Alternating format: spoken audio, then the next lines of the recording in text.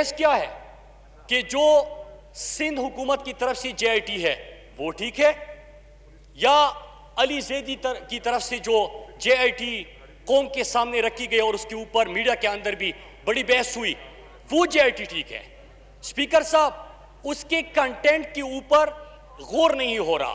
मैं जो एतराफी बयान लेके आया हूं 164 का उजैर बलोच का, इसके ऊपर न इनको एतराज है न इनको एतराज है। स्पीकर साहब, पुलिस मुकाबले, अगवा बराए तवान, कत्ल गारतगरी, थानों पर हमले, सियासी जलसों और हड़तालों को कामयाब बनाने के लिए मैंने ताकत का मुजाहरा किया। पीपल्स पार्टी के कहने पे बढ़ता जा रहा है जरदारी के बहन को, बढ़ता जा रहा है उजैर बलोच को।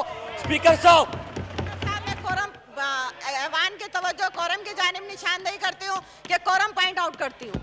गिनती की जाए जी, कोरम पूरा किया जाए, गिनती की जाए जी। मुराद सईद साहब।